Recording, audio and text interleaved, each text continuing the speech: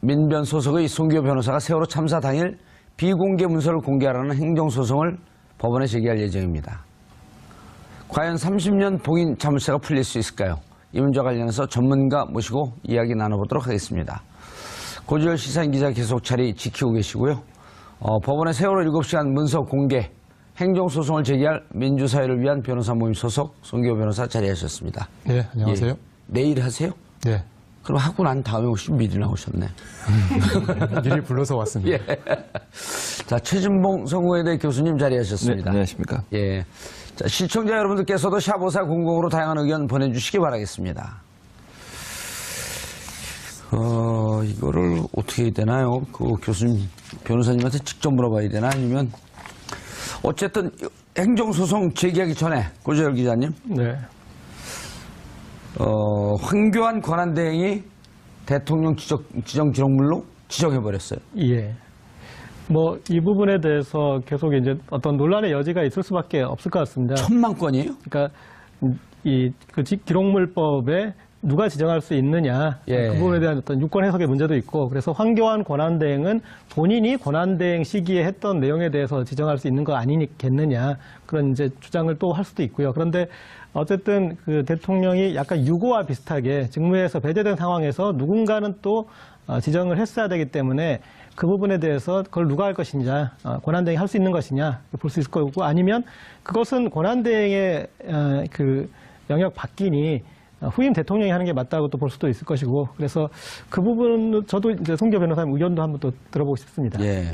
송 변호사님, 네. 그런데 이 대통령 지정 기록물, 네. 청와대에서 생성하는 문서를, 그 과정을 보니까 문서를 생성하면서 거기에다가 일종의 그 값을 매기듯이 이게 대통령 지정 기록물인지 공개인지 비공개인지 이렇게 한 서너 등급의 등급을 매겨요. 매번 문서를 만들 때마다. 그리고 연말에 그것을 다시 한번 제대로 매겨졌는지를 점검을 하고 퇴임 6개월 전서부터 그걸 다시 한번 점검하는 3단계 과정을 이렇게 거친다 그러거든요. 이번에 그 5월 26일 날 국방부에서 업무 보고할 때 자신들은 사드 4기 반입된 것을 보고했다 라고 얘기할 때 청와대에서 그때 당시 있었던 문서를 들여다봤다는 거거든요. 있는지 없는지. 그래갖고 참여정부나 이번에 이제 문재인 정부는 훈련이 돼 있어서 문서를 잘 그 정비를 해왔었는데 박근혜 정부는 추정컨대 들여다보진 않았지만 매번 그렇게 문서를 제대로 정비를 했었겠냐. 이거부터 문제가 되는 거 아닌가요?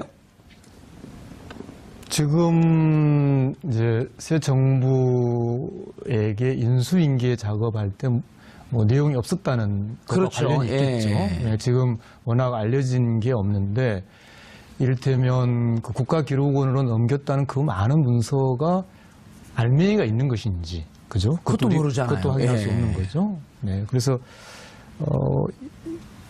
우선 이제 그래도 이 대통령 지정 기록물로 지정을 해서 이관했다고 하는 것이 예. 국가기록원의 확인이니까 일단 거기에서 출발하는 게 부득이하겠죠. 어떻게 됩니까? 그 청와대에 있었던 문서를 국가기록원으로 넘기면서 이후 정부가 그거를 열람하거나 볼 수 있도록 카피를 남겨두는 건가요? 어떻게 되는 건가요? 저 역시 청와대 그 내부 프로세스는 잘 모르겠습니다만 이 대통령 기록물 관리법에는 안 남겨두도록 되어 있는 거죠. 네, 대통령 기록물은 일단 이관을 하되 예. 다만 법은 원칙적으로 대통령 기록물은 공개를 원칙으로 하고 있습니다. 다만 지금 문제가 된 대통령 지정 기록물의 지정, 좀 말이 꼬입니다만 예. 흔히 이제 봉인이라고 말하지 않습니까? 예. 그렇게 어떤 문서는 그런 지정 기록물로 지정해서 봉인을 하면 그럴 때 이제 국가기록원에서 그것을 공개하기 어렵게 되는 것이 지금 이 사건의 출발입니다. 그러니까 이렇게 되는 거겠군요. 전체 대통령 기록물은 이후 정부가 전임 정부가 한 일을 알 수 있게끔 일정 정도 문서는 그 인수인계가 되어야 하고 이 중에 국가 안위와 관한 문제, 공개해서는 안 되는 문제들 이런 것은 일부를 비공개로 하는 이런 과정으로 되어 있는데 지금 같은 경우는 인수인계도 된 것도 없이 전체가 다 국가기록물로 이관된 그렇게 봐야 되나요? 그 부분만 간단히 먼저 말씀드리면 예. 네, 대통령 기록물이라는 넓은 개념이 하나 있고요. 예. 그 안에 이제 봉인이라고 하는 대통령 지정 기록물인 거죠. 전체 대통령 기록물은 다 이관이 되고 예. 공개가 원칙인데 다만 이 지정된 부분도 당연히 이관은 되는데 공개하지 않는 이런 것이죠. 알겠습니다. 결국은 후임 대통령도 대통령 이 기록물 관리원에 가서 볼 수는 있는 거죠. 지정 기록물로 봉인되지 않은 대통령 기록물은 다 공개가 원칙입니다. 예, 공개가 원칙이고 다만 이제 거기서 지정 기록물로 된 것 이것은 봉인돼서 15년 내지 30년 동안 그렇죠. 지금 들여다볼 수 그것이 없는. 바로 쟁점인데 아하. 법에는 그러면은 뭐 아무 문서나 예. 지정 봉인할 수 있느냐 그건 아니고요. 법령에 의한 비밀로서 그것이 공개될 경우에 국가의 안전 보장에 중대한 위험을 초래할 우려가 있는 경우 예. 그런 어떤 특별한 요건이 성립해야만 봉인할 수 있거든요. 예. 이번 소송의 쟁점은 지금 이 공개 대상 문서가 이제 세월호 참사 당일 7시간 문서 목록입니다. 문서 자체도 아니고 어떠한 문서를 생산했는지 문서 제목과 문서를 만든 기관, 시간 그런 목록인데 그 목록조차도 지금 봉인을 했거든요. 그래서 이것이 어떻게 법에서 정한 국가안전보장의 우려를 그런 문서에 해당하느냐 그것이 아니라고 하는 것이 이번 소송의 쟁점입니다. 최 교수님, 예. 세월호 참사의 기록 이게 국가 안위에 관한 우리도 여기서 여러 번 예. 다뤄봤잖아요. 그렇죠. 아니, 그건 국가 아니야 관계 있는 게 아니죠. 예. 진상 파악을 해서 반드시 공개돼야 될 내용이죠. 박근혜 전 대통령이 안위와는 관계가 있겠죠. 그렇죠. 그 사람 개인의 안위와 관계 있는 거지 국가 안위와 무슨 관계가 있습니까? 세월호 참사에 7시간 동안 무슨 일을 했는지는 본인의 잘못된 부분들을 감추기 위한 꼼수라고밖에 볼 수 없는 것이고요. 예. 황교안 권한대행이 그걸 지정했다고 하는 것은 지금 최근에 황교안 권한대행이 여러 가지 1, 2, 3 정장에 대해서 여러 가지 혐의를 제거하라.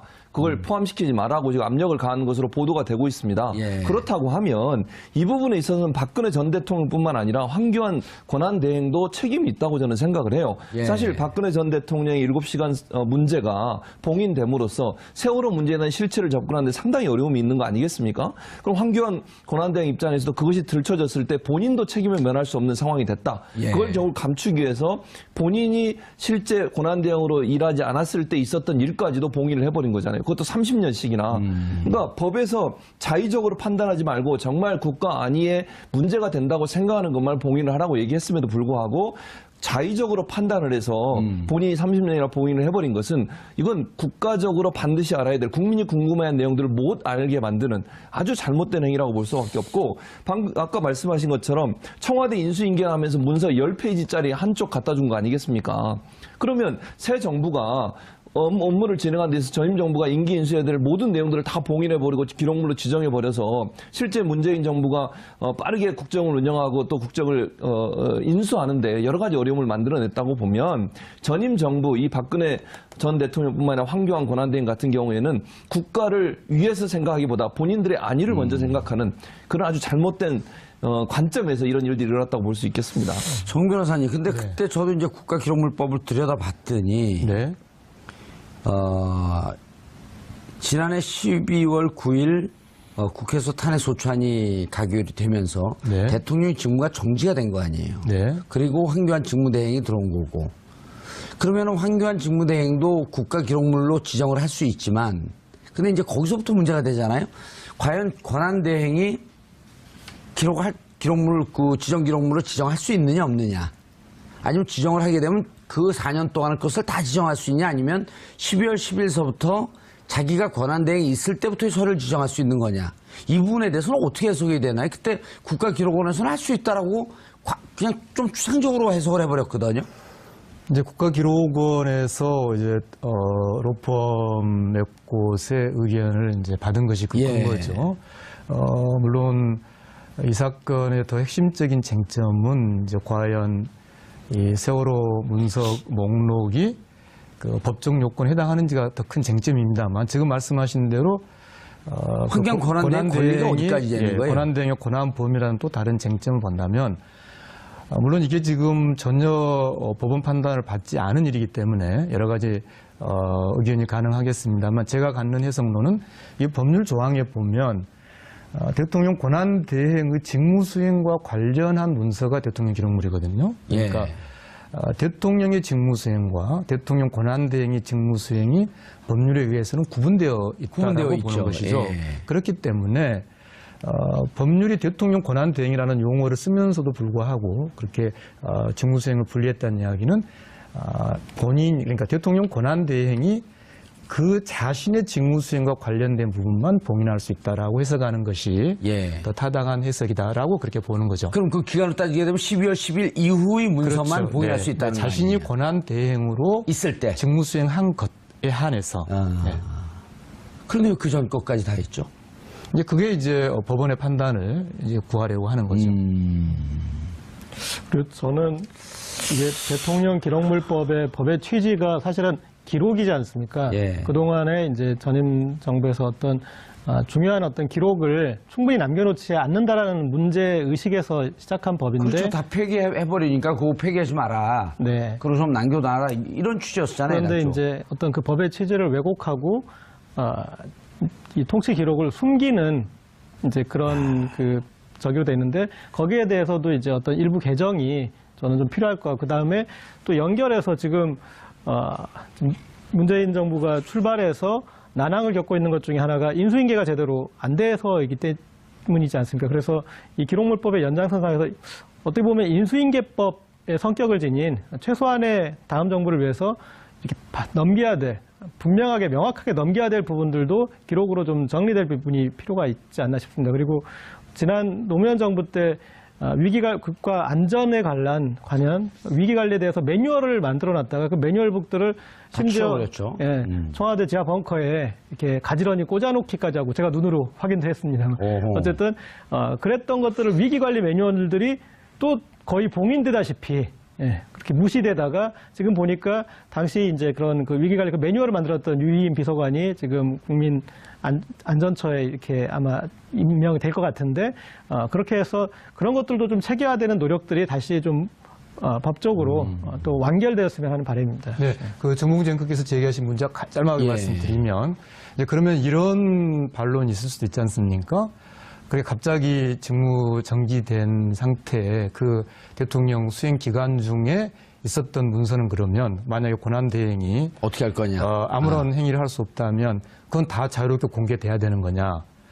그것에 대해서도 이 법은 어떤 대비책이 있습니다. 이 법은 어떻게 되어 있냐면 대통령 기록물은 공개를 원칙으로 하되 다만 비공개는 정보공개법에 따라서 비공개할 수 있도록 되어 있어요. 그 정보공개법에 이미 국가안전보장을 이유로 하는 비공개 조항이 있습니다. 예. 그러니까 설령 황 대행이 박 전 대통령의 직무수행 기간 동안에 대해서 봉인을 하지 않았다고 해서 그러면 그게 다 통째로 공개가 되는 건 공개되느냐? 아니고. 그건 아니라는 거죠.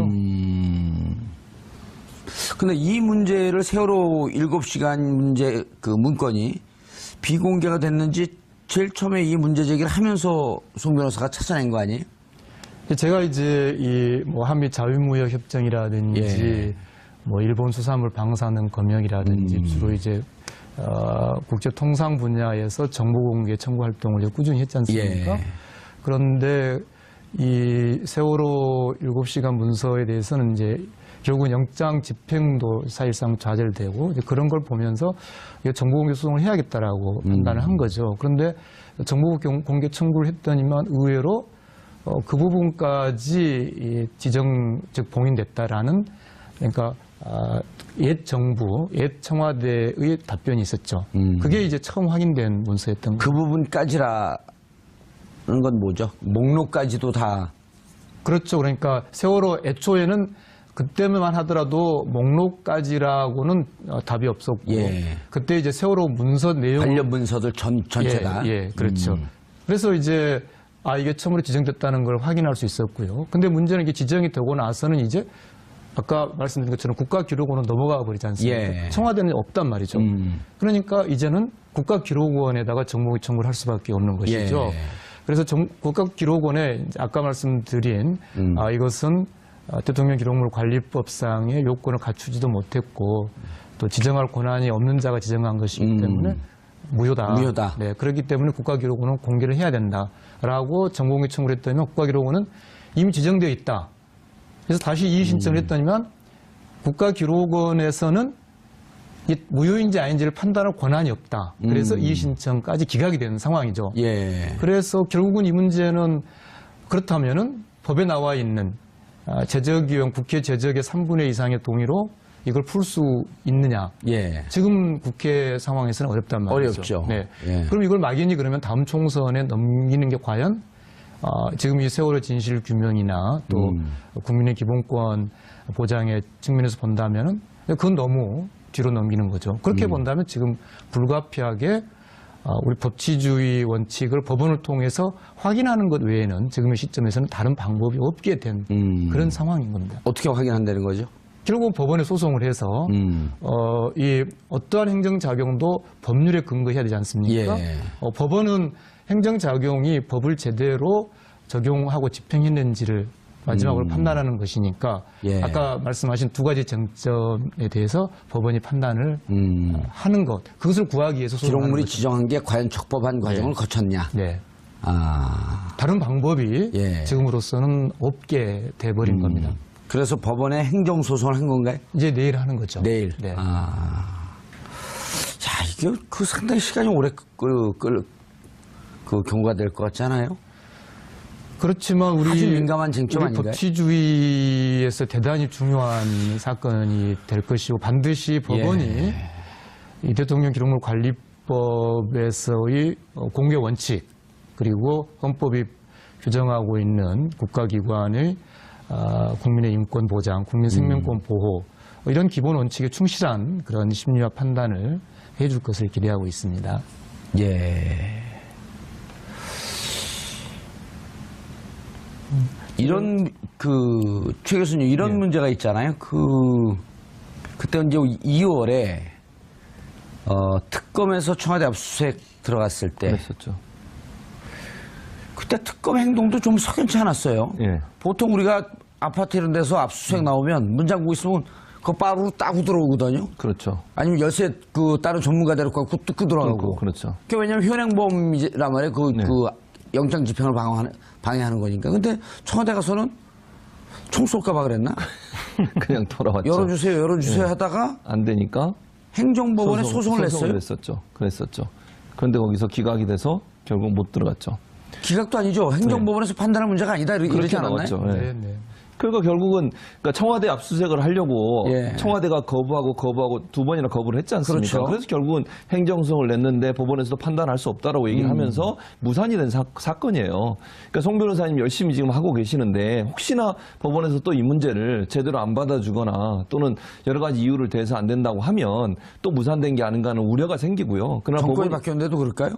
그러지 않기를 바랍니다. 근데 뭐 법원이 압력을 가할 수는 없으니까. 다만 그러면 이제 지난번에 2008년도에 MB가 취임한 직후에 노무현 전 대통령을 압박하기 위해서 노무현 전 대통령이 서버를 갖고 갔다고 압수수색 한 적이 있어요. 고등법원장 영장 받아가지고. 예. 그러니까 그 사례를 우리도 필요하면 써야 된다고 저는 생각해요. 뭐 논란은 될 수 있어요. 그게. 예를 들면 그 지정된 기록물을 공개하는 두 가지 방법이 있는데 3분의 2 이상의 국회의원의 동의를 얻거나 예. 또 하나의 방법은 고등법원장이 발부한 영장을 가지면 볼 수 있거든요. 근데 그게 문제가 뭐냐면 송 변호사님. 네. 고등법원장의 그 영장이 있으면 볼 수 있다라고 하는 것도 세월호 전체에 대한 자료를 다 공개할 수 있는 게 아니고 항목별로 다 적시하는 거 아닌가요? 아주 구체적으로? 그러니까 이제 그 조문은 이를테면 특정 형사 사건이라든지 예. 특정 사건의 그 특정 문서가 증거로 돼야 할 경우. 아하, 네. 그럴 땐 적시하지만 지금처럼 세월호 전체일 경우에는 이거 뭐 공개 여부를 법원이 결정할 수 있다 이런 얘기인가요? 아니요. 제 말씀은 그렇게 어떤 특정 문서가 예. 사건의 증거로 제출돼야 될 경우에 한해서 고등법원장의 영장이라는 것이 있는 것이지 그런 어떤 특정 재판이 전제되어 있지도 않은데 고등법원이 영장을 발행하거나 법 조문에 그렇게 안 되어 그럼 있습니다. 고등법원이 영장을 볼 수 있는 영장을 발부할 수 없다는 얘기가 이 건에 대해서는? 이를테면 어떤 사건이 발생을 했는데 지금 발생 안 했잖아요. 그러니까 이를테면 어떤 예. 사건이 발생했는데 그 사건의 증거로 그 문서가 제출돼야 된다. 그런 상황이 발생해야만 고등법원장의 영장이라는 것이 가능한 거죠. 예, 국회 3분의 2 열람권은 그냥 일반적으로 네. 열람할 수 있는 거고. 네. 그럼 결국 지금 현재로서는 만약 법원에서 이 행정소송을 받아들이지 않고 그 적법한 행위가 아니었다. 내일 지금 소송을 열심히 준비하고 있는데 예. 아니라고 만약에 안 봐야 된다고 너무 빨리 말씀하시는 것 같습니다. 왜냐하면 이게 지금 목록에 관한 거지 않습니까? 그리고 우리 지금 목록에만 걸었나요? 예, 우리 정보공개법은 목록 자체는 반드시 공개하도록 하고 있고 왜냐하면 심지어 목록을 작성할 의무까지 부여하고 있습니다. 목록을 작성하지 않으면 시민이 어떤 문서가 있는지 모르지 않습니까? 예. 다만 예외적으로 극히 예외적으로 목록 자체가 어떤 안전 보장을 침해할 우려가 있는 그건 사실상 성립하기 어려운 거죠. 예. 그렇기 때문에 우리가 아까 말씀드린 것처럼 이 사건이 우리 헌법에서의 기본권 보장의 기본 원칙과 관련되어 있기 때문에 법원이 국민의 기본권 보장을 위해서 성실히 심리할 것으로 그렇게 기대하고 있습니다. 자, 일단 내일 내는 거는 이거네요. 전체 문서가 지금 잘못 지정됐다. 는 아니죠. 가 아니고 네. 세월호 1106만 그것도 아니고요. 그 지정이 되어 있는데 그 중에서 세월호 문서가 어느 것이 지정이 되었냐라고 하는 목록이 있을 터인데 네. 목록조차도 대통령 네. 지정 기록물로 되어 있으니 예. 그 문서만 공개해라. 예, 그 목록에 대한 공개 소송입니다. 세월호 7시가 문서 목록. 야, 문서까지 하면 그 자, 물론 한꺼번에 다 얻을 수 있으면 좋겠죠. 예. 네. 그러나 이를테면 목록을 지정한 행위, 그게 가령 잘못됐다고 판단이 된다면요. 아주 의미 있는 출발이 되는 것이죠. 그 다음에 그렇죠. 그럼 목록을 일단 공개해야 될 테니까. 그러면은 이게 과연 어떤 문서가 실제로 문서가 있었는지. 예. 왜냐하면 우리는 지금 봉인했다는 것만 알고 있지 그 내용도 모르고 이것이 껍데기인지 아닌지도 모르고 예. 있는 것이죠. 저는 이렇게 청와대 압수수색을 할 때 그런 시뮬레이션을 한번 해봤습니다. 그러니까 아까 말씀하셨듯이 보통은 압수수색을 할 때 거기를 막으면 이 열쇠는 끊고 그다음에 사람이 방해를 하면 그 사람에 대해서 문제 제기를 법적으로 걸지 않습니까? 그래서 만약에 특검이 압수수색을 하는데 그런 적극적인 행위를 만약에 했더라면 그래서 청와대 이 자물쇠를 끌는 상징적인 행위든 아니면 그것에 대해서 거부하는 담당자를 체포를 해오든 아니면 그 사람에 대해서 소송을 걸어보면 그러면 그 사람의 논리가 있지 않겠습니까? 경호실의 어떤 그 담당 책임자는 이거는 국가 아니야 그러면 어떤 부분이 아니었는지에 대해서 그가 증명을 해야 되는 부분이 있습니다. 그러니까 우리가 지금 압수수색하려고 하는 것은 국가 안보 관련 사실을 우리가 가져가려는 게 아니라 국정농단 관련 문건을 어디에 이렇게 가져가려는데 그게 왜 국가 아니었느냐를 청와대가 증명해야 되는 상황이 되지 않습니까? 그래서 그런 그 상황을 만들었다라면 거기에 대한 어떤 이제 구체적인 유권 해석을 할 수 있는 사례가 만들어졌을 텐데 만들어지지 않아서 조금 아쉬웠는데. 예, 동감합니다. 예. 지난번에 전진아 씨가 한번 나왔었는데 전진아 씨 아시죠? 네, 정보공개 소송 활동 열심히 하고 있는 분이죠. 그분 추정은 자기가 제보를 받은 것까지 근거해서 세월호 문서를 지정했는데 국가 대통령 기록물로 지정했는데 막상 공개해보면 안에 깡통밖에 없을 것이다. 빈 깡통일 것이다. 이런 우려를 해요. 네, 그럴 가능성까지 다 배제할 수는 없죠. 이랬다는 네. 거죠. 그럼 이제 우리 시청자분들이 알기 쉽게 설명을 하면 마치 세월호에 무슨 중요한 문서가 있는 것처럼 지정 기록물로 해갖고 지정을 해서 비공개를 했는데 결국 이것도 페이크였었다. 해보면 들어가봤는데 아무런 자료가 없는 거예요. 근데 자료가 있는 것처럼 가리기 위해서 결국 연막탄을 터뜨리고 국민들의 진실을 알려고 하는 초점을 흐려놓은 이런 위험성도 있다는 거 아닙니까? 네, 그럴 가능성을 배제할 수가 없고요. 아까 말씀드렸다시피 이제 주로 국제 통상 분야의 정보 공개 활동을 제가 했지 않습니까? 예. 그러면서 정보 공개 청구라는 게 일거의 모든 걸 해결할 수 없지만 어떤 그 의미 있는 더듬이 출발은 될 수 있다 생각하고요. 그런 문제까지 다 어떤 그 이번 목록 소송에서 좀 결과적으로 어떤 규명의 출발을 만들 수 있지 않을까 그렇게 생각하고 있습니다. 최 교수님, 예. 황교안 총리는 뭐 하는 사람이에요? 그러니까요. 뭐 하던 사람이길래 사드 4기 반입된 것도 그분에게는 보고가 됐는데 보고를 안 했죠. 예. 그러니까 또 웃기는 것은요. 그 국장의 말이 더 웃겨요. 보고 안 한 이유를 미국과 비공개로 하기로 해서 합의해서 안 했다 이렇게 얘기하잖아요. 그건 언론 방침 아니에요? 그렇죠. 언론 방침을 언론에 비공개하라는 거지 대통령한테 비공개하라는 건 아니잖아요. 그거는. 예. 그래서 황교안 전 권한대행한테도 다 보고를 한 거 아니겠습니까? 예. 그런데 문재인 대통령이 대통령 당선되고 나서는 슬그머니 뺐으니까 이건 국기 문란이죠. 예. 대통령을 뭘로 보길래 대체 아니 그거는 그런 그거 짓을 흥분하지 하는 마시고요. 그건 예, 국방위에서 또 알겠습니다. 따로 하니까. 그렇군요. 도대체 세월호 그리고 논쟁이 되는 본인도 그 법률가란 말이에요. 그렇죠. 논쟁이 되는 것은 12월 9일 이전의 기록물은 또 다른 정보관련법에 의해서 충분히 지정할 수 있는 근거가 있는데 왜 그 지점까지 자기가 하지 않았던 행위들 법적 책임이 있을 거란 생각을 안 했을까요? 그렇죠. 그러니까 저는 그렇게 생각해요. 황교안 전 권한대행이 예. 본인도 거기에 연루가 돼 있기 때문에 그랬을 가능성이 높다고 아하, 보는 거죠. 세월호 문제에 대해서 우병우를 통해서 그럼요. 우병우를 통해서도 그렇고요. 당시에 법무부 장관이었어요. 예. 그런데 그 광주지검장이 조사를 과정에 있어서 압력을 가한 것으로 지금 보도가 계속 나오고 있는 상황이에요. 예를 들면 113 정장을 처벌하려고 했더니 처벌을 하지 못하도록 혐의를 빼라고 얘기하고 압력을 가했다는 것을 여러 증언들을 통해서 나오고 있는 상황이거든요. 예. 그때 당시에 광주지검장이 옷 벗었지 않습니까? 광주지검장의 증언에도 따르면 그런 부분들이 나오고 있기 때문에 어찌 보면 황교안 전 권한대행은 박근혜 전 대통령과 세월호 사건에 있어서는 공범에 가깝다고 봐요. 그런 부분을 본인이 들춰내는 것이 싫기 때문에 결국은 이 문제를 봉인으로 가지 않았나 하는 생각이 드는 거죠. 압수수색도 그때 당시 기록을 보면 예. 광주지검 서버 압수수색 들어가는데 이렇게 맞고 저렇게 맞고 시간 끌면서 6월 4일 지방선거 이후인 그 다음날 그렇죠. 6월 5일 날 들어갔다는 거 아니에요? 그렇죠. 그게 바로 2014년에 있었던 지방선거. 예, 그거에 거기에 영향을 주지 그렇죠. 못하도록 하기 위해서. 우병우, 황교안, 박근혜 예. 이 세 사람이 공동으로 작업을 한 거라고 볼 수밖에 없는 거고요. 그래서 결국 황교안 전 권한대행 입장에서는 세월호 관련된 모든 자료들을 자기도 관여되어 있다. 그렇죠. 그래서 못 보게 만들기 위해서 30년 동안 봉인을 하는 작업을 했다고 볼 수 있는 것이죠. 그 리스트만 나와도 의미가 좀 있을까요? 그렇죠. 목록이 공개되면은 정말로 이제 목록이라는 것은 아까 말씀드린 대로 문서의 제목, 예.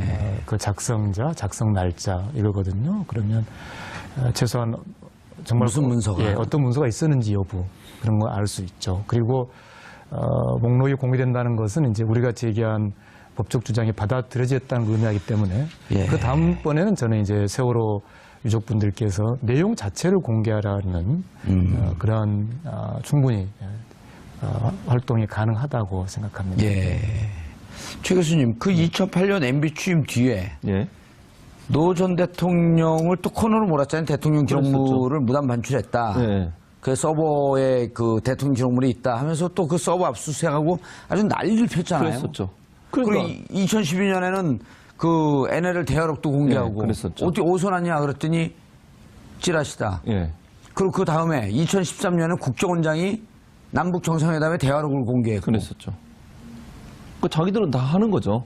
아니, 그러면서 이것도 사실 이렇게 하면 안 되는 거죠. 그렇지, 이렇게 하면 안 되는 거죠. 예. 그만 결국은 그때 당 전 정권에 대해서 무슨 뭐 망신 주기 또는 흠집 내기. 예, 흠집 내기 예. 이런 건데 저는 아까 이제 송 변호사님 말씀하셨듯이 고등법원장의 압수수색 영장이 재판을 통해서 이루어진다고 하면 사실은 세월호 관련해서 여러 가지 재판을 예를 들면 뭐 고소를 하거나 아니면 재판을 열 수 있는 방안들을 고민해 볼 필요가 있다고 저는 생각이 들어요.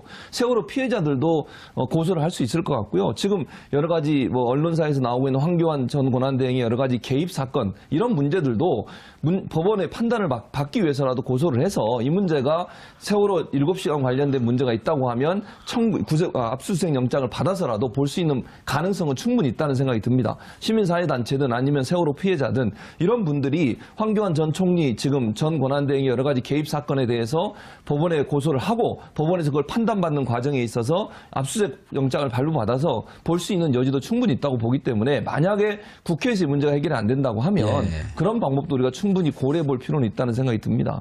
그 소송은 제가 생각을 상식적으로 이게 돼야 되지 않나 싶은데 아까 변호사님이 지적하셨듯이 법에 의해서는 우리가 이제 대통령 권한대행이 대통령의 권한을 대행한다라고 이렇게 하지만 법에 의해서는 대통령의 직무수행과 대통령 권한대행의 직무수행이 나뉘어졌다고 하지 않았습니까?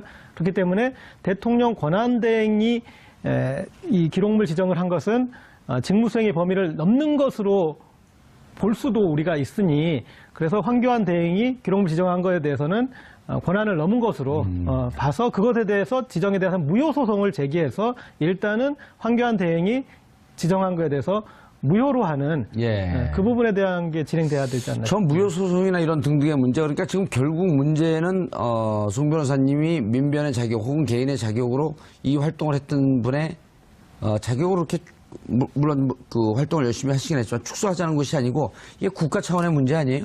그렇다고 한다면 지금 새로 출발한 이 정부가 과연 황교안 권한대행의 이러한 지정 행위가 옳은가라고 하는 것을 정부 차원에서 문제 제기해야 되는 거 아닌가요?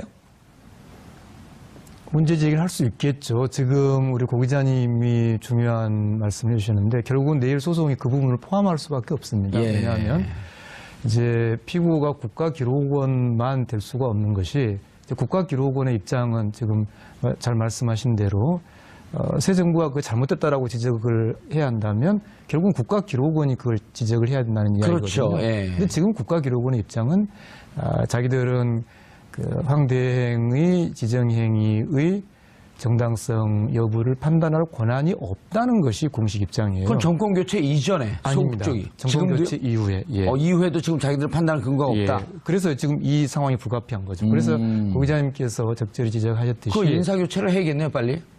잘 지적하셨듯이 이제 내일 1차적으로는 국가기록원이 일테면 이 지정행위가 그대로 있기 때문에 우리들은 어쩔 수 없다. 그런 것에 대비해서 동시에 황대행의 지정행위가 무효라는 확인 소송을 같이 병합해서 들어갑니다. 아, 내일 같이 들어가나요? 네. 그런데 제가 질문한 그 포인트. 네.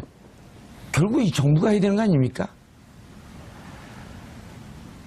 모든 행정작용은 일정한 이제 법적 근거가 있어야겠죠. 예. 그래서 이상적인 것은 국가기록원이 적극적으로 최소한 법률상의 이 중대 명백한 원인 무효에 대해서는 누구에 대해서든지 언제나 무효이기 때문에 국가기록원이 행정 유권 해석이든 뭔가 적극적인 조치를 해주는 게 맞다고 생각합니다.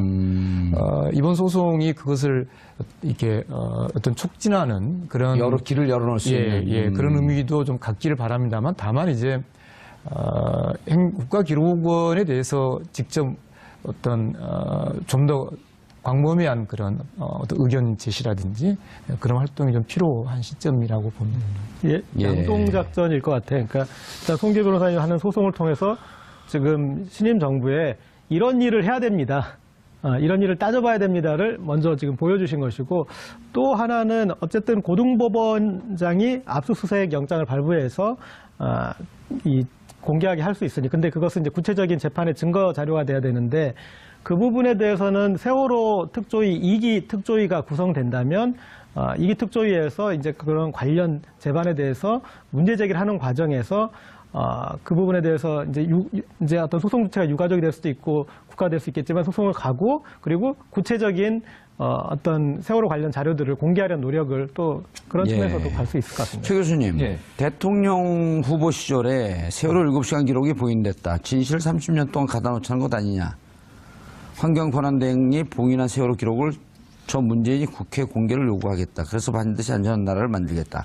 자, 국회 요구하는 것은 어쨌든 3분의 2. 동의를 받아야죠. 3분의 2 이상의 동의가 있기 때문에 현실적으로 불가능하단 말이에요. 그렇죠. 그러면 이제 이것이 다시 원점으로 돌아가서 황교안 권한대행이 지정한 것이 법적 정당성이 있느냐. 예. 라고 하는 것을 후보 시절에 발언한 것에 근거한 문재인 대통령께서 현 정부가 이런 적극적 행위를 해야 되는 거로 보이거든요. 해야 되죠. 그러니까 문재인 대통령 입장에서는 본인이 후보 시절에 공약을 낸 거 아니겠습니까? 그렇다고 하면 어떤 형태로든 이 일이 완성될 수 있도록 실현될 수 있도록 하실 필요가 있고요.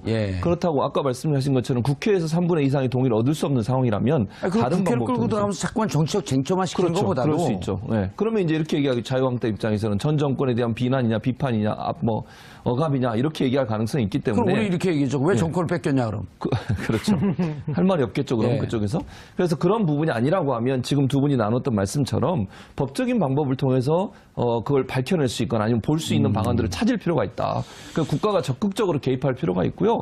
국가라고 하는 것은 잘못된 나라를 나라답게 만드는 거 아니겠습니까? 잘못된 통치행위나 잘못된 어떤 행위에 대해서 바로잡는 것도 현 정부가 해야 될 중요한 업무 중에 하나입니다. 그게 적폐청산의 중요한 방법이기도 하고요. 그렇다면 문재인 대통령께서 적극적으로 비서관들이나 수석들을 통해서 이 문제를 법적으로 해결할 수 있는 방안들을 검토하실 필요가 있고 그래야 국민들이 정말 궁금해하고 아직도 진실이 감춰져 있는 거 아니겠습니까? 예. 문재인 대통령 시대가 열렸는데도. 아니 그리고 국가기록원을 통해서 예. 적극적 해석할 수 있는 국가기록원이 지금 뒷줄이고 있으면 안 되는 거 아니에요? 그럼요. 이 부분에 대해서 기실 우리가 그때 이런 판단을 했지만 예. 다시 면밀히 검토해 본 결과 이렇게 적극적 판단할 수 있다라고 할수 하는 얘기를 있죠. 하는 것이 제일 간단한 거 아닌가요? 네, 그렇죠. 지금 첫 출발은 일단 목록이니까 예. 목록 부분은 법적 판단을 충분히 할 수 있거든요.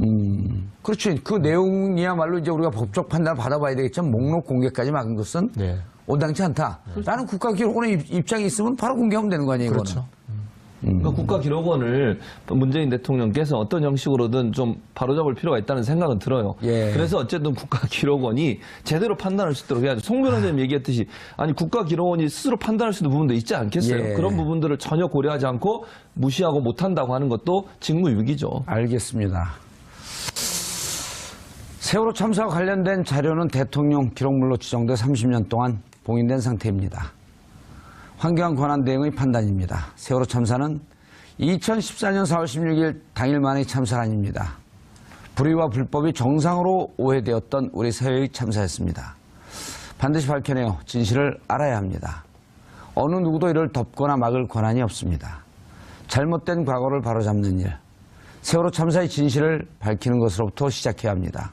이 정부도 진실을 밝히기 위해 할 수 있는 모든 조치, 민변 소속의 송기호 변호사가 세월호 참사 당일 비공개 문서를 공개하라는 행정소송을 법원에 제기할 예정입니다. 과연 30년 봉인 자물쇠가 풀릴 수 있을까요? 이 문제와 관련해서 전문가 모시고 이야기 나눠보도록 하겠습니다. 고지열 시사인 기자 계속 자리 지키고 계시고요. 법원의 세월호 7시간 문서 공개 행정소송을 제기할 민주사회를 위한 변호사 모임 소속 송기호 변호사 자리하셨습니다. 네, 안녕하세요. 예. 내일 하세요? 네. 그럼 하고 난 다음에 오시면 미리 나오셨네. 미리 불러서 왔습니다. 예. 자, 최진봉 성우회대 교수님 자리하셨습니다. 안녕하십니까. 예. 자, 시청자 여러분들께서도 샵5400으로 다양한 의견 보내주시기 바라겠습니다. 이거를 어떻게 해야 되나요? 그 교수님, 변호사님한테 직접 물어봐야 되나? 아니면, 어쨌든, 행정소송 제기하기 전에, 고재열 기자님. 네. 황교안 권한대행이 대통령 지정 기록물로 지정해버렸어요. 예. 뭐 이 부분에 대해서 계속 이제 어떤 논란의 여지가 있을 수밖에 없을 것 같습니다. 1000만 건이에요? 그러니까 그 기록물법에 누가 지정할 수 있느냐 예. 그 부분에 대한 어떤 유권 해석의 문제도 있고 그래서 황교안 권한대행은 본인이 권한대행 시기에 했던 내용에 대해서 지정할 수 있는 거 아니겠느냐 그런 이제 주장을 또 할 수도 있고요. 그런데 어쨌든 그 대통령이 약간 유고와 비슷하게 직무에서 배제된 상황에서 누군가는 또 지정을 했어야 되기 때문에 그 부분에 대해서 그걸 누가 할 것이냐, 권한대행이 할 수 있는 것이냐 볼 수 있을 거고 아니면 그것은 권한대행의 그 영역 밖이니 후임 대통령이 하는 게 맞다고 또 볼 수도 있을 것이고 그래서 그 부분은 저도 이제 송기호 변호사님 의견도 한번 또 들어보고 싶습니다. 예. 송 변호사님, 네. 그런데 이 대통령 지정 기록물, 네.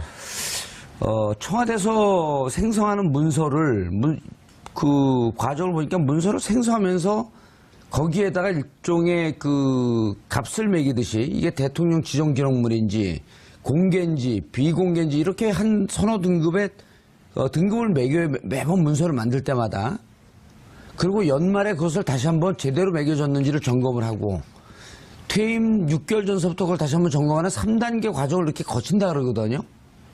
이번에 그 5월 26일 날 국방부에서 업무 보고할 때 자신들은 사드 4기 반입된 것을 보고했다 라고 얘기할 때 청와대에서 그때 당시 있었던 문서를 들여다봤다는 거거든요. 있는지 없는지. 그래갖고 참여정부나 이번에 이제 문재인 정부는 훈련이 돼 있어서 문서를 잘 그 정비를 해왔었는데 박근혜 정부는 추정컨대 들여다보진 않았지만 매번 그렇게 문서를 제대로 정비를 했었겠냐. 이거부터 문제가 되는 거 아닌가요? 지금 이제 새 정부에게 인수인계 작업할 때 뭐 내용이 없었다는 것과 그렇죠. 관련이 있겠죠. 예. 네, 지금 워낙 알려진 게 없는데 이를테면 그 국가기록원으로 넘겼다는 그 많은 문서가 알맹이가 있는 것인지, 그죠? 그것도 모르잖아요. 그것도 확인할 예. 수 없는 거죠. 네, 그래서 우선 이제 그래도 이 대통령 지정 기록물로 지정을 해서 이관했다고 하는 것이 예. 국가기록원의 확인이니까 일단 거기에서 출발하는 게 부득이하겠죠. 어떻게 됩니까? 그 청와대에 있었던 문서를 국가기록원으로 넘기면서 이후 정부가 그거를 열람하거나 볼 수 있도록 카피를 남겨두는 건가요? 어떻게 되는 건가요? 저 역시 청와대 그 내부 프로세스는 잘 모르겠습니다만 이 대통령 기록물 관리법에는 안 남겨두도록 돼 있는 거죠. 아. 네, 대통령 기록물은 일단 이관을 하되 예. 다만 법은 원칙적으로 대통령 기록물은 공개를 원칙으로 하고 있습니다. 다만 지금 문제가 된 대통령 지정 기록물의 지정, 좀 말이 꼬입니다만 예. 흔히 이제 봉인이라고 말하지 않습니까? 예. 그렇게 어떤 문서는 그런 지정 기록물로 지정해서 봉인을 하면 그럴 때 이제 국가기록원에서 그것을 공개하기 어렵게 되는 것이 지금 이 사건의 출발입니다. 아, 그러니까 이렇게 되는 거겠군요. 전체 대통령 기록물은 이후 정부가 전임 정부가 한 일을 알 수 있게끔 일정 정도 문서는 그 인수인계가 되어야 하고 이 중에 국가 안위와 관한 문제, 공개해서는 안 되는 문제들 이런 것은 일부를 비공개로 하는 이런 과정으로 되어 있는데 지금 같은 경우는 인수인계도 된 것도 없이 전체가 다 국가 기록물로 이관된 그렇게 봐야 되나요? 그 부분 간단히 먼저 말씀드리면 예. 네, 대통령 기록물이라는 넓은 개념이 하나 있고요. 예. 그 안에 이제 봉인이라고 하는 대통령 지정 기록물인 거죠. 이 전체 대통령 기록물은 다 이관이 되고 예. 공개가 원칙인데 다만 이 지정된 부분도 당연히 이관은 되는데 공개하지 않는 이런 것이죠. 알겠습니다. 결국은 후임 대통령도 대통령 이 기록물 관리원에 가서 볼 수는 있는 거죠. 지정 기록물로 봉인되지 않은 대통령 기록물은 다 공개가 원칙입니다. 예, 공개가 원칙이고 다만 이제 거기서 지정 기록물로 된 것 이것은 봉인돼서 15년 내지 30년 동안 그렇죠. 지금 들여다볼 수 그것이 없는. 바로 쟁점인데 아하. 법에는 그러면은 뭐 아무 문서나 예. 지정 봉인할 수 있느냐 그건 아니고요. 법령에 의한 비밀로서 그것이 공개될 경우에 국가의 안전 보장에 중대한 위험을 초래할 우려가 있는 경우 예. 그런 어떤 특별한 요건이 성립해야만 봉인할 수 있거든요. 예. 이번 소송의 쟁점은 지금 이 공개 대상 문서가 이제 세월호 참사 당일 7시간 문서 목록입니다. 문서 자체도 아니고 어떠한 문서를 생산했는지 문서 제목과 문서를 만든 기관, 시간 그런 목록인데 그 목록조차도 지금 봉인을 했거든요. 그래서 이것이 어떻게 법에서 정한 국가안전도 이 법은 어떤 대비책이 있습니다. 이 법은 어떻게 되어 있냐면 대통령 기록물은 공개를 원칙으로 하되 다만 비공개는 정보공개법에 따라서 비공개할 수 있도록 되어 있어요. 그 정보공개법에 이미 국가안전보장을 이유로 하는 비공개 조항이 있습니다. 예. 그러니까 설령 황 대행이 박 전 대통령의 직무수행 기간 동안에 대해서 봉인을 하지 않았다고 해서 그러면 그게 다 통째로 공개가 되는 건 공개되느냐? 아니고. 그건 아니라는 거죠. 근데 이 문제를 세월호 7시간 문제 그 문건이 비공개가 됐는지 제일 처음에 이 문제 제기를 하면서 송 변호사가 찾아낸 거 아니에요? 제가 이제 이 뭐 한미 자유무역 협정이라든지 예. 뭐 일본 수산물 방사능 검역이라든지 주로 이제 국제 통상 분야에서 정보 공개 청구 활동을 꾸준히 했지 않습니까? 예. 그런데 이 세월호 7시간 문서에 대해서는 이제 결국은 영장 집행도 사실상 좌절되고 이제 그런 걸 보면서 정보 공개 소송을 해야겠다라고 판단을 한 거죠. 그런데 정보 공개 청구를 했더니만 의외로 그 부분까지 지정 즉 봉인됐다라는 그러니까 옛 정부, 옛 청와대의 답변이 있었죠. 그게 이제 처음 확인된 문서였던 그 거죠. 부분까지라는 건 뭐죠? 목록까지도 다. 그렇죠. 그러니까 세월호 애초에는 그때만 하더라도 목록까지라고는 답이 없었고 예. 그때 이제 세월호 문서 내용 관련 문서들 전체가. 예, 그렇죠. 그래서 이제 이게 처음으로 지정됐다는 걸 확인할 수 있었고요. 근데 문제는 이게 지정이 되고 나서는 이제 아까 말씀드린 것처럼 국가기록원은 넘어가 버리지 않습니까? 예. 청와대는 없단 말이죠. 그러니까 이제는 국가기록원에다가 정보 청구를 할 수밖에 없는 것이죠. 예.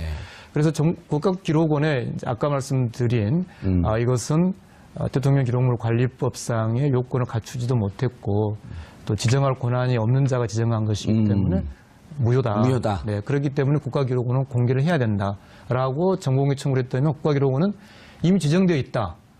그래서 다시 이의 신청을 했더니만 국가기록원에서는 이 무효인지 아닌지를 판단할 권한이 없다. 그래서 이의 신청까지 기각이 되는 상황이죠. 예. 그래서 결국은 이 문제는 그렇다면은 법에 나와 있는 제적위원 국회 제적의 3분의 2 이상의 동의로 이걸 풀 수 있느냐? 예. 지금 국회 상황에서는 어렵단 말이죠. 어렵죠. 네. 예. 그럼 이걸 막연히 그러면 다음 총선에 넘기는 게 과연 지금 이 세월호 진실 규명이나 또 국민의 기본권 보장의 측면에서 본다면은 그건 너무 뒤로 넘기는 거죠. 그렇게 본다면 지금 불가피하게 우리 법치주의 원칙을 법원을 통해서 확인하는 것 외에는 지금의 시점에서는 다른 방법이 없게 된 그런 상황인 겁니다. 어떻게 확인한다는 거죠?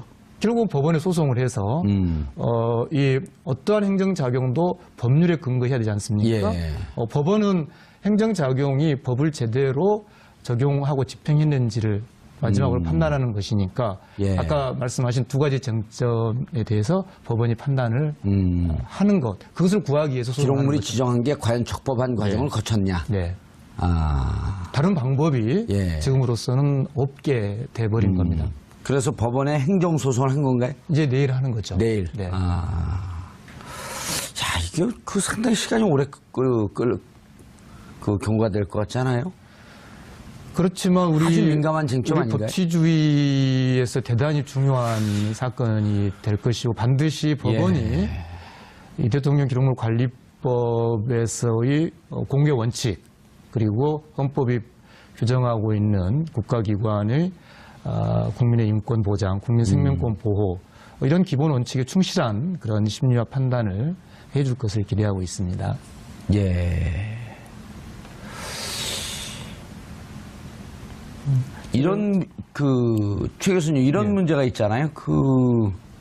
그때 이제 2월에 특검에서 청와대 압수수색 들어갔을 때 그랬었죠.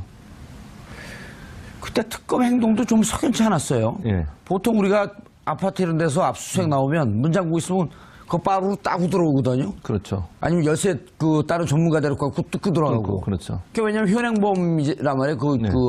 영장 집행을 방해하는 거니까. 근데 청와대 가서는 총 쏠까 봐 그랬나? 그냥 돌아왔죠. 열어주세요 하다가 안 되니까 행정법원에 소송을 냈어요. 그랬었죠. 그런데 거기서 기각이 돼서 결국 못 들어갔죠. 기각도 아니죠. 행정법원에서 판단할 문제가 아니다. 이러지 그렇게 않았나요? 나왔죠. 예. 네, 네. 그러니까 결국은 청와대 압수수색을 하려고 예. 청와대가 거부하고 두 번이나 거부를 했지 않습니까? 그렇죠. 그래서 결국은 행정소송을 냈는데 법원에서도 판단할 수 없다라고 얘기를 하면서 무산이 된 사건이에요. 그러니까 송 변호사님 열심히 지금 하고 계시는데 혹시나 법원에서 또 이 문제를 제대로 안 받아주거나 또는 여러 가지 이유를 대해서 안 된다고 하면 또 무산된 게 아닌가 하는 우려가 생기고요. 그러나 정권이 법원이 바뀌었는데도 그럴까요? 그러지 않기를 바랍니다. 근데 뭐 법원이 압력을 가할 수는 없으니까. 다만 그러면 이제 지난번에 2008년도에 MB가 취임한 직후에 노무현 전 대통령을 압박하기 위해서 노무현 전 대통령이 서버를 갖고 갔다고 압수수색 한 적이 있어요. 고등법원장 영장 받아가지고. 예. 그러니까 그 사례를 우리도 필요하면 써야 된다고 저는 생각해요. 뭐 논란은 될 수 있어요. 그게. 예를 들면 지정된 기록물을 공개하는 두 가지 방법이 있는데 3분의 2 이상의 국회의원의 동의를 얻거나 예. 또 하나의 방법은 고등법원장이 발부한 영장을 가지면 볼 수 있거든요. 근데 그게 문제가 뭐냐면 송 변호사님. 네. 고등법원장의 영장이 있으면 볼 수 있다라고 하는 것도 세월호 전체에 대한 자료를 다 공개할 수 있는 게 아니고 항목별로 다 적시하는 거 아닌가요? 아주 구체적으로? 그러니까 이제 그 조문은 이를테면 특정 형사 사건이라든지 예. 특정 사건의 그 특정 문서가 증거로 돼야 할 경우 보장의 우려를 그런 문서에 해당하느냐 그것이 아니라고 하는 것이 이번 소송의 쟁점입니다. 최 교수님. 예. 세월호 참사의 기록. 이게 국가 안위에 관한 우리도 여기서 여러 번 다뤄봤잖아요. 그렇죠. 아니 그건 국가 아니야 관계 있는 게 아니죠. 예. 진상 파악을 해서 반드시 공개돼야 될 내용이죠. 박근혜 전 대통령이 안위와는 관계가 있겠죠. 그렇죠. 그 사람 개인의 아니와 관계 있는 거지 국가 아니와 무슨 관계가 있습니까? 세월호 참사에 7시간 동안 무슨 일을 했는지는 본인의 잘못된 부분들을 감추기 위한 꼼수라고밖에 볼 수 없는 것이고요. 예. 황교안 권한대행이 그걸 지정했다고 하는 것은 지금 최근에 황교안 권한대행이 여러 가지 1, 2, 3 정장에 대해서 여러 가지 혐의를 제거하라. 그걸 포함시키지 말라고 지금 압력을 가한 것으로 보도가 되고 있습니다. 예. 그렇다고 하면 이 부분에 있어서는 박근혜 전 대통령뿐만 아니라 황교안 권한대행도 책임이 있다고 저는 생각을 해요. 예. 사실 박근혜 전 대통령의 7시간 문제가 봉인됨으로써 세월호 문제에 대한 실체를 접근하는데 상당히 어려움이 있는 거 아니겠습니까? 그럼 황교안 권한대행 입장에서도 그것이 들춰졌을 때 본인도 책임을 면할 수 없는 상황이 됐다. 예. 그걸 적으로 감추기 위해서 본인이 실제 권한대행으로 일하지 않았을 때 있었던 일까지도 봉인을 해버린 거잖아요. 그것도 30년씩이나. 그러니까 법에서 자의적으로 판단하지 말고 정말 국가 안위에 문제가 된다고 생각하는 것만 봉인을 하라고 얘기했음에도 불구하고 자의적으로 판단을 해서 본인이 30년이나 봉인을 해버린 것은 이건 국가적으로 반드시 알아야 될 국민이 궁금해한 내용들을 못 알게 만드는 아주 잘못된 행위라고 볼 수밖에 없고 방금 아까 말씀하신 것처럼 청와대 인수인계하면서 문서 10페이지짜리 한쪽 갖다 준 거 아니겠습니까?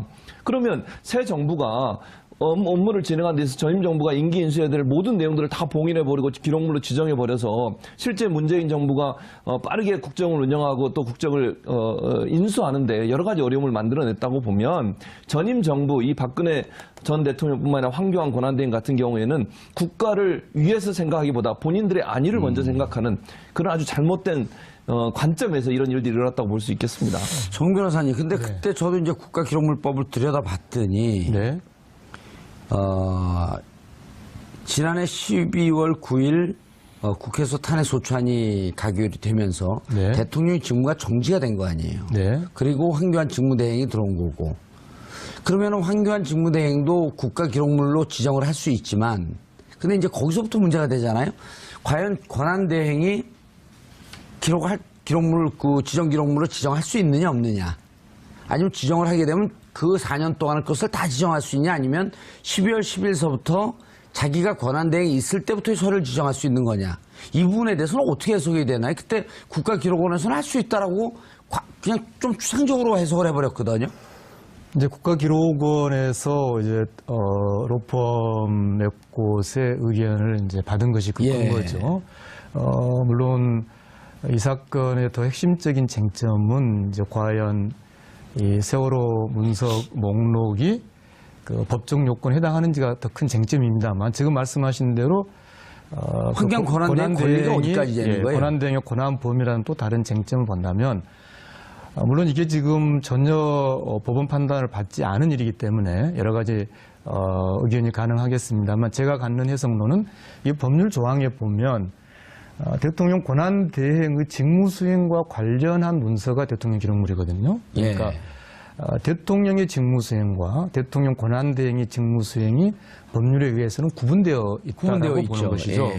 그렇기 때문에 법률이 대통령 권한대행이라는 용어를 쓰면서도 불구하고 그렇게 직무수행을 분리했다는 이야기는 그러니까 대통령 권한대행이 그 자신의 직무수행과 관련된 부분만 봉인할 수 있다라고 해석하는 것이 더 타당한 해석이다라고 그렇게 보는 거죠. 그럼 그 기간을 따지게 되면 12월 10일 이후의 문서만 그렇죠. 봉인할 네. 수 있다는 거예요. 자신이 권한대행으로 있을 때. 직무수행한 것에 한해서. 네. 그런데 그 전 것까지 다 했죠. 이제 그게 이제 법원의 판단을 이제 구하려고 하는 거죠. 그리고 저는 이게 대통령 기록물법의 법의 취지가 사실은 기록이지 않습니까? 예. 그동안에 이제 전임 정부에서 어떤 중요한 어떤 기록을 충분히 남겨놓지 않는다라는 문제 의식에서 시작한 법인데. 그렇죠. 다 폐기해버리니까 그거 폐기하지 마라. 네. 그리고 좀 남겨놔라. 이런 취지였잖아요. 그런데 나도. 이제 어떤 그 법의 취지를 왜곡하고 이 통치 기록을 숨기는 이제 그런 그 적용돼 있는데 거기에 대해서도 이제 어떤 일부 개정이 저는 좀 필요할 것 같고 그 다음에 또 연결해서 지금 문재인 정부가 출발해서 난항을 겪고 있는 것 중에 하나가 인수인계가 제대로 안 돼서이기 때문이지 않습니까? 그래서 이 기록물법의 연장선상에서 어떻게 보면 인수인계법의 성격을 지닌 최소한의 다음 정부를 위해서 이렇게 넘겨야 될 분명하게 명확하게 넘겨야 될 부분들도 기록으로 좀 정리될 부분이 필요가 있지 않나 싶습니다. 그리고 지난 노무현 정부 때 국가 안전에 관련 위기관리에 대해서 매뉴얼을 만들어놨다가 그 매뉴얼북들을 심지어 예, 청와대 지하 벙커에 이렇게 가지런히 꽂아놓기까지 하고 제가 눈으로 확인도 했습니다만 어쨌든 그랬던 것들을 위기관리 매뉴얼들이 또 거의 봉인되다시피 예, 그렇게 무시되다가 지금 보니까 당시 이제 그런 그 위기관리 그 매뉴얼을 만들었던 유희인 비서관이 지금 국민안전처에 이렇게 아마 임명될 것 같은데 그렇게 해서 그런 것들도 좀 체계화되는 노력들이 다시 좀 법적으로 또 완결되었으면 하는 바람입니다. 네, 그 정봉주 앵커께서 제기하신 문제 짧게 예. 말씀드리면 이제 그러면 이런 반론이 있을 수도 있지 않습니까? 그게 갑자기 직무 정지된 상태에 그 대통령 수행 기간 중에 있었던 문서는 그러면 만약에 권한대행이 어떻게 할 거냐. 아무런 행위를 할 수 없다면 그건 다 자유롭게 공개돼야 되는 거냐? 그것에 대해서 네. 그럴 땐 적시하지만 지금처럼 세월호 전체일 경우에는 이거 뭐 공개 여부를 법원이 결정할 수 있다 이런 얘기인데. 아니요. 제 말씀은 그렇게 어떤 특정 문서가 예. 사건의 증거로 제출돼야 될 경우에 한해서 고등법원장의 영장이라는 것이 있는 것이지 그런 어떤 특정 재판이 전제되어 있지도 않은데 고등법원이 영장을 발행하거나 법 조문에 그렇게 안 되어 그럼 있습니다. 고등법원이 영장을 볼 수 있는 영장을 발부할 수 없다는 얘기인가 이 건에 대해서는? 이를테면 어떤 사건이 발생을 했는데 지금 발생 안 했잖아요. 그러니까 이를테면요. 어떤 예. 사건이 발생했는데 그 사건의 증거로 그 문서가 제출돼야 된다. 그런 상황이 발생해야만 고등법원장의 영장이라는 것이 가능한 거죠. 예, 국회 3분의 2 열람권은 그냥 일반적으로 네. 열람할 수 있는 거고. 네. 그럼 결국 지금 현재로서는 만약 법원에서 이 행정소송을 받아들이지 않고 그 적법한 행위가 아니었다. 내일 지금 소송을 열심히 준비하고 있는데 예. 아니라고 만약에 안 받아들인다고 너무 빨리 말씀하시는 것 같습니다. 왜냐하면 이게 지금 목록에 관한 거지 않습니까? 그리고 우리 지금 목록에만 걸었나요? 예, 우리 정보공개법은 목록 자체는 반드시 공개하도록 하고 있고 왜냐하면 심지어 목록을 작성할 의무까지 부여하고 있습니다. 목록을 작성하지 않으면 시민이 어떤 문서가 있는지 모르지 않습니까? 예. 다만 예외적으로 극히 예외적으로 목록 자체가 어떤 안전 보장을 침해할 우려가 있는 그건 사실상 성립하기 어려운 거죠. 예. 그렇기 때문에 우리가 아까 말씀드린 것처럼 이 사건이 우리 헌법에서의 기본권 보장의 기본 원칙과 관련되어 있기 때문에 법원이 국민의 기본권 보장을 위해서 성실히 심리할 것으로 그렇게 기대하고 있습니다. 자, 일단 내일 내는 거는 이거네요. 전체 문서가 지금 잘못 지정됐다. 는 아니죠. 가 아니고 네. 세월호 1106만 그것도 아니고요. 그 지정이 되어 있는데 그 중에서 세월호 문서가 어느 것이 지정이 되었냐라고 하는 목록이 있을 터인데 네. 목록조차도 대통령 네. 지정기록물로 되어 있으니 예. 그 문서만 공개해라. 예, 그 목록에 대한 공개 소송입니다. 세월호 7시가 문서 목록. 야, 문서까지 하면 그 자, 물론 한꺼번에 다 얻을 수 있으면 좋겠죠. 예. 네. 그러나 이를테면 목록을 지정한 행위, 그게 가령 잘못됐다고 판단이 된다면요. 아주 의미는 출발이 되는 것이죠. 그 다음에 그렇죠. 그럼 목록을 일단 공개해야 될 테니까. 그러면은 이게 과연 어떤 문서가 실제로 문서가 있었는지. 예. 왜냐하면 우리는 지금 봉인했다는 것만 알고 있지 그 내용도 모르고 이것이 껍데기인지 아닌지도 모르고 예. 있는 것이죠. 저는 이렇게 청와대 압수수색을 할 때 그런 시뮬레이션을 한번 해봤습니다. 그러니까 아까 말씀하셨듯이 보통은 압수수색을 할 때 거기를 막으면 이 열쇠는 끊고 그다음에 사람이 방해를 그 사람에 대해서 문제 제기를 법적으로 걸지 않습니까? 그래서 만약에 특검이 압수수색을 하는데 그런 적극적인 행위를 만약에 했더라면 그래서 청와대 이 자물쇠를 끌는 상기적인 행위든 아니면 그것에 대해서 거부하는 담당자를 체포를 해오든 아니면 그 사람에 대해서 소송을 걸어보면 그러면 그 사람의 논리가 있지 않겠습니까? 경호실의 어떤 그 담당 책임자는 이거는 국가 아니야 그러면 어떤 부분이 아니었는지에 대해서 그가 증명을 해야 되는 부분이 있습니다. 그러니까 우리가 지금 압수수색하려고 하는 것은 국가 안보 관련 사실을 우리가 가져가려는 게 아니라 국정농단 관련 문건을 어디에 이렇게 가져가려고 하는데 그게 왜 국가 아니었느냐를 청와대가 증명해야 되는 상황이 되지 않습니까? 그래서 그런 그 상황을 만들었다라면 거기에 대한 어떤 이제 구체적인 유권 해석을 할 수 있는 사례가 만들어졌을 텐데 만들어지지 않아서 조금 아쉬웠는데. 예, 동감합니다. 예. 지난번에 전진아 씨가 한번 나왔었는데 전진아 씨 아시죠? 네, 정보공개 소송 열심히 활동 열심히 하고 있는 분이죠. 그분 추정은 자기가 제보를 받은 것까지 근거해서 세월호 문서를 지정했는데 국가 대통령 기록물로 지정했는데 막상 공개해보면 안에 깡통밖에 없을 것이다. 빈깡통일 것이다. 이런 우려를 해요. 네, 그럴 가능성까지 다 배제할 수는 없죠. 이랬다는 네. 거죠. 그럼 이제 우리 시청자분들이 알기 쉽게 설명을 하면 마치 세월호에 무슨 중요한 문서가 있는 것처럼 지정 기록물로 해갖고 지정을 해서 비공개를 했는데 결국 이것도 페이크였었다. 해보면 들어가봤는데 아무런 자료가 없는 거예요. 근데 자료가 있는 것처럼 가리기 위해서 결국 연막탄을 터뜨리고 국민들의 진실을 알려고 하는 초점을 흐려놓은 이런 위험성도 있다는 거 아닙니까? 네, 그럴 가능성을 배제할 수가 없고요. 아까 말씀드렸다시피 이제 주로 국제 통상 분야의 정보 공개 활동을 제가 했지 않습니까? 예, 그러면서 정보 공개 청구라는 게 일거의 모든 걸 해결할 수 없지만 어떤 그 의미 있는 더듬이 출발은 될 수 있다 생각하고요. 그런 문제까지 다 어떤 그 이번 목록 소송에서 좀 결과적으로 어떤 규명의 출발을 만들 수 있지 않을까 그렇게 생각하고 있습니다. 최 교수님, 예. 황교안 총리는 뭐 하는 사람이에요? 그러니까요. 뭐 하던 사람이길래 사드 4기 반입된 것도 그분에게는 보고가 됐는데 보고를 안 했죠. 예. 그러니까 또 웃기는 것은요. 그 국장의 말이 더 웃겨요. 보고 안 한 이유를 미국과 비공개로 하기로 해서 합의해서 안 했다 이렇게 얘기하잖아요. 그건 대언론 방침 아니에요? 그렇죠. 언론 방침 언론에 비공개하라는 거지 대통령한테 비공개하라는 건 아니잖아요. 그거는. 예. 그래서 황교안 전 권한대행한테도 다 보고를 한 거 아니겠습니까? 예. 그런데 문재인 대통령이 대통령 당선되고 나서는 슬그머니 뺐으니까 이건 국기문란이죠. 예. 대통령을 뭘로 보길래 대체. 아니 그건 그런 짓을 흥분하지 하는 마시고요. 그건 예. 국방위에서 또 따로 하니까. 아, 그렇군요. 도대체 세월호 그리고 논쟁이 되는 본인도 그 법률가란 말이에요. 그렇죠. 논쟁이 되는 것은 12월 9일 이전의 기록물은 또 다른 정보관련법에 의해서 충분히 지정할 수 있는 근거가 예. 있는데 왜 그 지점까지 자기가 하지 않았던 행위들 법적 책임이 있을 거란 생각을 안 했을까요? 그렇죠. 그러니까 저는 그렇게 생각해요.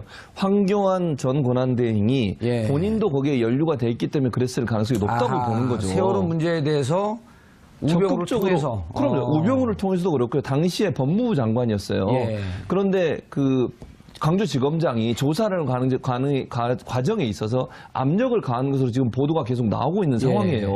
예를 들면 113 정장을 처벌하려고 했더니 처벌을 하지 못하도록 혐의를 빼라고 얘기하고 압력을 가했다는 것을 여러 증언들을 통해서 나오고 있는 상황이거든요. 예. 그때 당시에 광주지검장이 옷 벗었지 않습니까? 광주지검장의 증언에도 따르면 그런 부분들이 나오고 있기 때문에 어찌 보면 황교안 전 권한대행은 박근혜 전 대통령과 세월호 사건에 있어서는 공범에 가깝다고 봐요.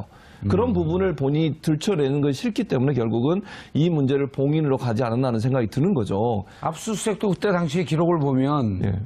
광주지검 서버 압수수색 들어가는데 이렇게 맞고 저렇게 맞고 시간 끌면서 6월 4일 지방선거 이후인 그 다음날 그렇죠. 6월 5일날 들어갔다는 거 아니에요? 그렇죠. 그게 바로 2014년에 있었던 지방선거. 예, 그거에 거기에 영향을 주지 그렇죠. 못하도록 하기 위해서. 우병우, 황교안, 박근혜 예. 이 세 사람이 공동으로 작업을 한 거라고 볼 수밖에 없는 거고요. 그래서 결국 황교안 전 권한대행 입장에서는 세월호 관련된 모든 자료들을 자기도 관여되어 있다. 그렇죠. 그래서 못 보게 만들기 위해서 30년 동안 봉인을 하는 작업을 했다고 볼 수 있는 것이죠. 그 리스트만 나와도 의미가 좀 있을까요?